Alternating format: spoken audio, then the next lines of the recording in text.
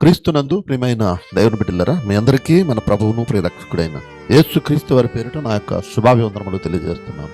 ఈరోజు విలువైన సంగతులు దేవుని వాక్యంలో నుండి మనం నేర్చుకుందాం, తెలుసుకుందాం. దేవుని చెంతకు మనం మరింత దగ్గర అవుదాం. 5వ వచనాన్ని ఒకసారి చదువుకుని సీమోను ఏలినవాడా పేతురు గారు, ఏలినవాడా రాత్రి అంతయు మేము ప్రయాసపడితిమి గాని మాకేమీ దొరకలేదు. చాలు.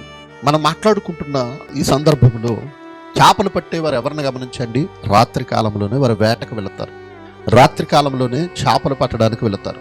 ఈ చేపలు పట్టేవారు వేటకు వెళ్ళారనంటే ఖచ్చితంగా వేటాడి చేపలను తీసుకుని వస్తారు. ప్రయాసపడి వేటకు వెళ్ళి రాత్రులు వేటాడి పగటి కాలంలో ధోనిలో పడుకుంటారు వాళ్ళు. ఎందుకంటే రాత్రి అంతా వారు శ్రమ పడితేనే చేపలు అనేవి పడతాయి. రాత్రంతా మేము ప్రయాసపడితిమి. రాత్రంతా పని చేయడం కాదు, పనిలో ప్రయాసపడ్డారట వాళ్ళు. రాత్రంతా ప్రయాసపడితిమి, ప్రయాసపడ్డాము అన్న పదం మనం ఎప్పుడు మాట్లాడతామంటే చేసే పనిని మించి చేసినప్పుడు ప్రయాసపడ్డాం అని మాట్లాడతాం. అంటే మనం ఒక పని చేస్తున్నాము, ఆ పని ముగియడం లేదు, ఆ పనికి తగ్గ ప్రతిఫలం రావడం లేదు, మరి కాస్త పని చేస్తామట. దానిని ప్రయాసపడ్డాము అంటాం. నేను పని చేసి రాత్రంతా పని చేశాం ప్రభువా అనడం లేదు. రాత్రంతా ప్రయాసపడ్డాం, అయినా మాకేమీ దొరకలేదు. ఒక మాటలో చెప్పాలంటే ఆ సమయం ఉదయకాల సమయం. రాత్రంతా ప్రయాసపడిన వారికి ఏమీ దొరకలేదట. అంటే ప్రస్తుతం వారు నిస్సహాయ స్థితిలో ఉన్నారు. ఏ స్థితిలో ఉన్నారు? నిస్సహాయ స్థితిలో ఉన్నారు.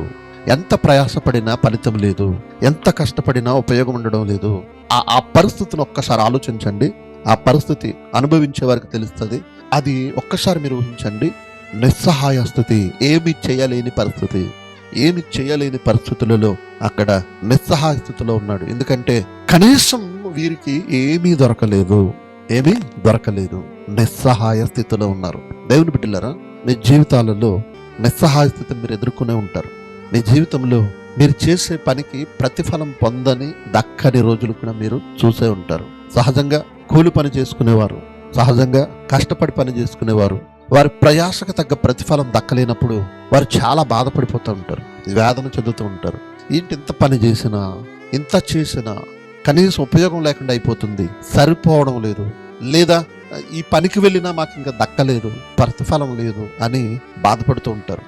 ఉద్యోగస్తులకు సహజంగా బాధ ఉండదు. సమయానికి వారికి జీతం అందుద్ది, వారు అవసరాలకు ఖర్చు పెట్టుకోవచ్చు, జలసాలు చేయొచ్చు, ఏదైనా చేయొచ్చు. కానీ కష్టపడేవాడు వారి కష్టానికి తగిన ప్రతిఫలం లేనప్పుడు వారు కృంగిపోవడానికి ఆస్కారం ఎక్కువ ఉంటుంది. వారు వేదన చెందడానికి, పరిస్థితులు గడ్డుగా మారిపోయి ఇబ్బందులు ఎదురయ్యి అయ్యో నా పరిస్థితి ఏంటి అనే పరిస్థితులు కూడా చాలా మంది అనుభవిస్తూ ఉంటారు.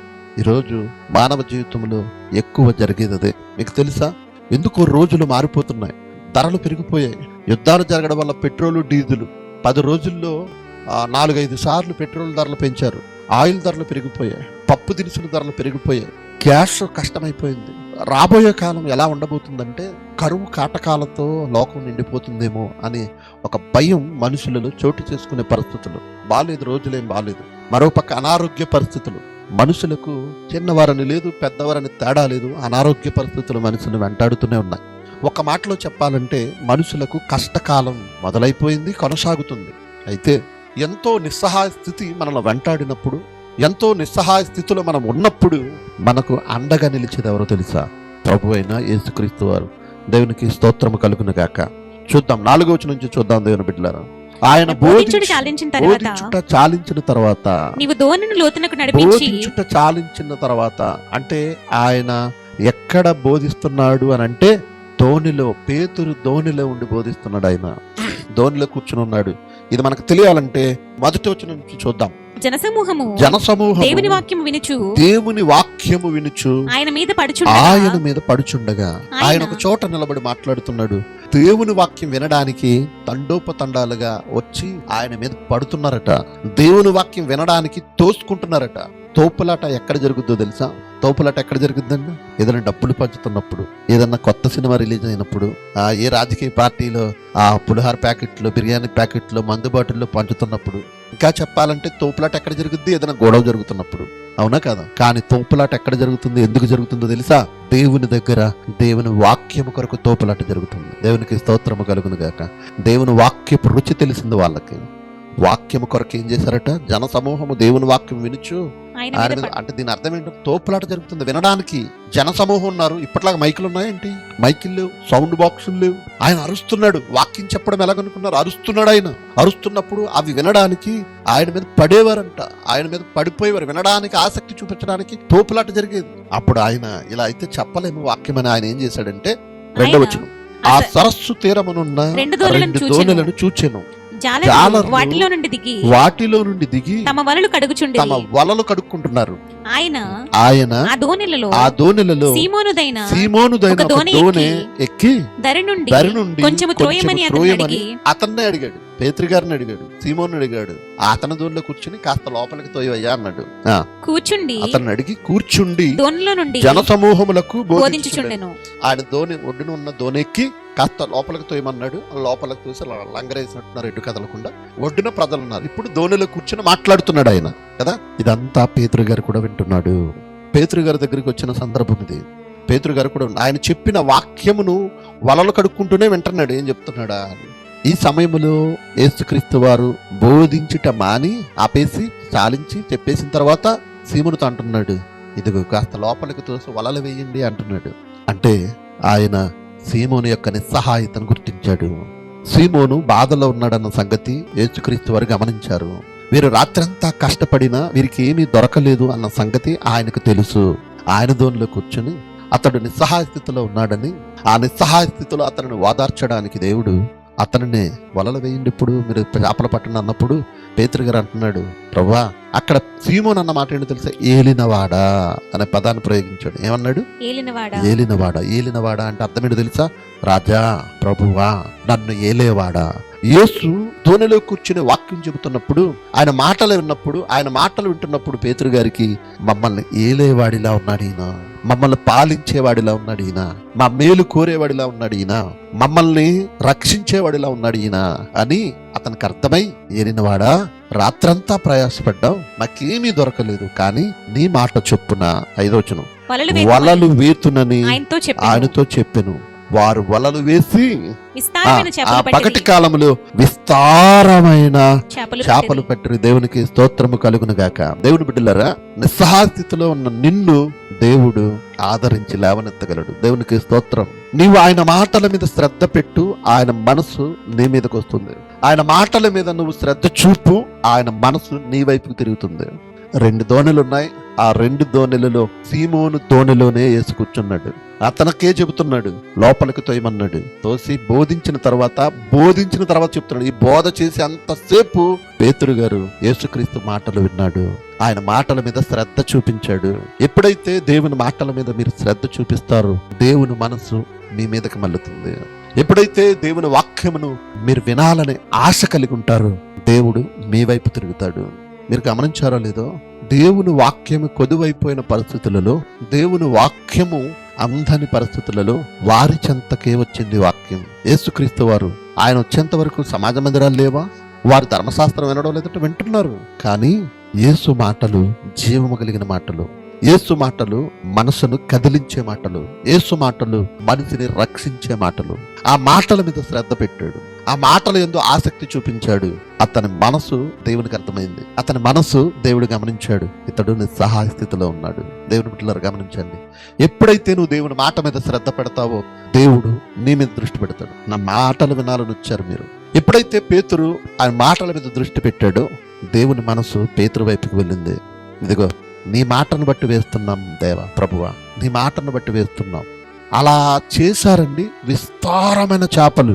ఎప్పుడు రాత్రి కాలంలోనే చేపలు పడడం చూసాం. మేము రాత్రి కాలంలోనే చేపలు పడడం చూసాం మా జీవితంలో. కానీ ఈ పగటి కాలంలో, ఈ ఉదయ కాలంలో ఆయన వెయ్యమన్న చోట వల వేస్తే వల పిగిలిపోయినంత, వల పగిలిపోయినంత విస్తారమైన చేపలు పడిపోయారు. చూడండి 6వ వచనం, వారు అలాగూ చేసి విస్తారమైన చేపలు పట్టిరి. అందుచేత వారి వలలు పిగిలిపోచుండగా వారు వేరొక దోణిలోనున్న తమ పాలివారు వచ్చి తమకు సహాయం చేయవలనని వారికి సైగలు, మాటలు లేవు, ఇంకా కేకలు లేవు, సైగలు. అంటే వారి జీవితంలో ఎప్పుడు పడనంత విస్తారముగా చేపలు పడిపోయాయి. వల పిగిలిపోతుంది, లాగలేకపోతున్నారు. దూరంగా ఉన్న ధోనిలో ఉన్న వారిని చూసి సైకిల్ చేస్తున్నారు, మాటలేదు. వారు ఎప్పుడు పట్టని కాలంలో చేపలు పెట్టారు, ఎప్పుడు పట్టని ప్రదేశంలో వలేశారు, పడని ప్రదేశంలో వలేశారు. యేసుక్రీస్తు ఆయన దేవుడండి. ఆయన చేస్తే ఆశ్చర్యంగా ఉంటుంది. మనుషులు చేసింది ఏమాత్రమండి. మనుషులు చేసే దానికోసం చూడకండి. దేవుడు నాకు ఏదైనా చేయాలని చూడండి, అది ఆశ్చర్యంగా ఉంటుంది. వారెన్నడూ చేయని కార్యము వారి జీవితంలో వాళ్ళ కళ్ళ చూసేసరికి వారు వచ్చి 2 దోణిలు మునిగిపోయేటట్టుగా నింపారట. దేవునికి స్తోత్రము కలుగును గాక. ఎప్పుడు దోణిలు మునిగిపోయేంత చేపలు పట్టలేదు వీళ్ళు వాళ్ళ జీవితంలో. అందుకే ఆశ్చర్యం. ఇక్కడ మీరు గమనించాలి దేవుని బిడ్డలారా, ఆయన దేవుడని, ఆయన ఈ సృష్టిపై అధికారం గలవాడని పేతురికి అర్థమైపోయింది. ఇక్కడ ఈ చేపలన్నీ నా యజమానుడు మమ్మల్ని పిలుస్తాడు, నా యజమానుడు పిలుపందుకుని వల వేస్తాడు ఒకడు, మేమంతా పడిపోవాలి. చేపలన్నీ పోటీ పడి మరీ పడిపోయాయండి. తెలుసా? మీరు అక్కడ ఆలోచించండి. ఎప్పుడు వారు పట్టనన్ని చేపలు పెట్టేశారట. వల పిగిలిపోయేంత విస్తారమైన చేపలు పట్టేశారట. అంటే ఆ చేపలంతా పోటీ పడి వలలోకి వచ్చేసాయి. గమనించారు? మామూలుగా వేటాడినప్పుడు చేపలన్నీ పారిపోతూ ఉంటాయి, కానీ ఇక్కడ వచ్చి పడిపోయే వాళ్ళు బతకడానిక చచ్చిపోవడానిక. అక్కడ నా ప్రభు పిలిచాడు, నా యజమానుడు పిలిచాడు. ఆయన మాటకు నేను లోబడాలని ఈ సృష్టి అంతా అనుకుంటుంది, మనిషి అనుకోవడం. సో ఇక్కడ నేను చెప్పదలుచుకున్నది ఏంటంటే, నిస్సహాయ స్థితిలో ఉన్న పేతురు లేదా ఆ జాలరుల యొక్క ఆ స్థితిని, ఆ పరిస్థితిని ప్రభువు గొప్ప ఆనందంగా మలిచేశాడు. దేవునికి స్తోత్రము కలుగును గాక. నువ్వు నిస్సహాయ స్థితిలో ఉన్నావని నువ్వు కృంగిపోని అవసరం లేదు. నీ పనికి తగిన ప్రతిఫలం లేదని నువ్వు బాధపడిపోని అవసరం లేదు. నీ కష్టానికి తగిన ప్రతిఫలం దక్కలేదని నువ్వు ఇబ్బంది పడని అవసరం లేదు. ప్రభు మాట మీద శ్రద్ధ ఉంచు, ఆ ప్రభువు నీకు ఒక దారి చూపిస్తాడు. దేవునికి స్తోత్రము కలుగును గాక.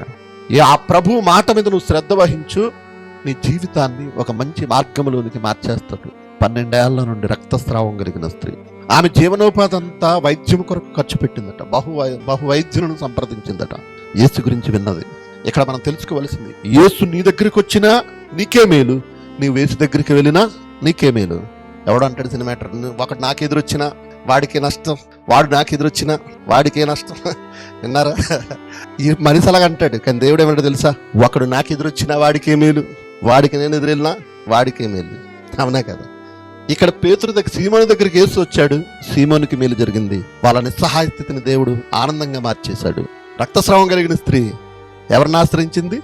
ప్రభువుని ఆశ్రయించింది. ఎవరికి మేలు జరిగింది? ఆమెకే మేలు జరిగింది. 12 ఏళ్ల నుండి రక్తస్రావం అంటే మాటలా అండి? ఆ రక్తధార కట్టక ఆ బ్లీడింగ్ అయిపోతూ ఆమె ఎంతగా వేదన చెందింది ఒక్కసారి ఆలోచించండి. సుఖం లేదు, సంతోషం లేదు, ఆనందం లేదు, కష్టమంతా డాక్టర్లకు ఖర్చు పెట్టారు. యేసుక్రీస్తుని ఆయన స్వస్థపరుస్తాడు లేదా ఆయన రక్షిస్తాడన్న మాట విన్నదండి. భయపడుతూ జనసమూహంలో వెనక నుండి ఆయన వస్త్రపు చెంగు ముట్టిందట. అంటే ఆయన వస్త్రము తాకగానే ఆమె రక్తధార కట్టిందంటే మనం తెలుసుకోవలసింది, నువ్వు ఎన్నేళ్ల నుండి నిస్సహాయ స్థితిలో ఉన్నా, ఎన్నేళ్ల నుండి నువ్వు ఇబ్బందులు ఉన్నా, ఎన్నాళ్ల నుండి నువ్వు రోగంతో ఉన్నా, ఆయనను ఆశ్రయించు, నీకు మేలు జరగకపోతాడు. అందుకు అదే నిదర్శనం. బైబిల్లో రాయబడినది మన జీవితంలో జరుగుతాయా అనుకోకండి. అలా అనుకున్నారంటే మీకు అల్పవిశ్వాసం, అవిశ్వాసం అన్నట్టు. కానీ విశ్వసించండి. నమ్ముట నీ వలనైతే అన్నాడంటే నీ వలన అవ్వాలి. అది కావడం లేదు. దేవుడు చేస్తాడా, చేయగలడా అనే ఏదో ఒక అనుమానం మనలో వెంటాడుతుంది. చేస్తాడు, చేయగలడు. అయితే ఒకటి, నువ్వు ఆయనకు దగ్గరగా జరుగు, ఆయన మాటల మీద శ్రద్ధ వహించు, ఆయన వాక్యము మీద మనసు పెట్టు. దేవుడు నీ జీవితంలో గొప్ప మేలు చేస్తాడు. ఆమె ఎప్పుడైతే ప్రభువుని ఆశ్రయించిందో ప్రభువుకు దగ్గరగా వచ్చింది. ఆయన వస్త్రపు సింగు ముట్టుకుంది, వెంటనే రక్తధార కట్టింది. ఒకటే, మన నిస్సహాయ స్థితిలో, మన కష్టకాలంలో, మన రోగగ్రస్త సమయంలో మనము దేవునికి దగ్గరవ్వాలి తప్ప దేవునికి మరింత దూరం కాకూడదు. సహజంగా పరిస్థితులు మనలను దూరం చేస్తాయి దేవునికి. కష్టం వచ్చినప్పుడు మనం దేవుని కొరకే కదా, మన ఆలోచన అంతా దేవుడే అనుకున్నాం కదా, ఏంటి మన పరిస్థితుల్లో ఉన్నాయని ఒక బాధ మనల్ని వెంటాడుతూ ఉంటుంది. ఎప్పుడైతే నిన్ను ఆ బాధ వెంటాడిందో ప్రభువుకి నిన్ను దూరం చేసే ఆలోచన పుట్టిస్తుంది. ఆమె డాక్టర్లను ఎంతకాలం నుండి సంప్రదిస్తుంది, డబ్బంతా ఖర్చు పెట్టేసింది, ఏం లేదు, ఇంకా అంత జీరో స్థితిలోకి వచ్చిన ఆయన నువ్వు విడవలేదా, నిన్ను ఉన్నత స్థానానికి తీసుకెళ్ళిపోతాడు. దేవునికి స్తోత్రము కలుగును గాక. మనుషులు మనల్ని ఆదరించినా ఆదరించకపోయినా, మనుషులు మనతో ఉన్నా లేకపోయినా, పరిస్థితులు ఇబ్బందులకు మనల్ని గురి చేసిన దేవుడు మాత్రం మనల్ని విడిచిపెట్టాడు. ఆ రోజు సీమోను నిస్సహాయ స్థితిలో దేవుడు గొప్ప ఆనందాన్ని ఇచ్చాడు, గొప్ప ఆదరణనిచ్చాడు. ఒకటి, ఆయన మాట మీద శ్రద్ధ పెట్టు. 2, ఆయన యందు విశ్వాసం ఉంచు. దేవుడు నిన్ను ఉన్నత స్థితికి తీసుకెళ్తాడు. ఇబ్బంది వచ్చినప్పుడు బాధపడిపోవద్దు. నష్టం జరుగుతున్నప్పుడు, ప్రతిఫలం దక్కనప్పుడు, మీ కష్టానికి తగిన ఫలం మీరు పొందలేనప్పుడు ప్రభువుకు మరింత దగ్గర అవ్వండి. దూరం అయిపోకండి. పరిస్థితులు బాగాలేనప్పుడు మగవాళ్ళు త్రాగుడికి బానిసలు అవుతారు. పరిస్థితులు బాగాలేనప్పుడు పక్కదారులు పడతాయి మన ఆలోచనలు. కాదండి, మన పరిస్థితి బాగాలేనప్పుడు, మన నిస్సహాయత ఉన్నప్పుడు మనము దేవునికి మరింత దగ్గర అయిపోతే దేవుడే మనలను ఉన్నతంగా నిలబెట్టగలడు. అట్టి ధన్యత దేవుడు మనందరికీ అనుగ్రహించును గాక.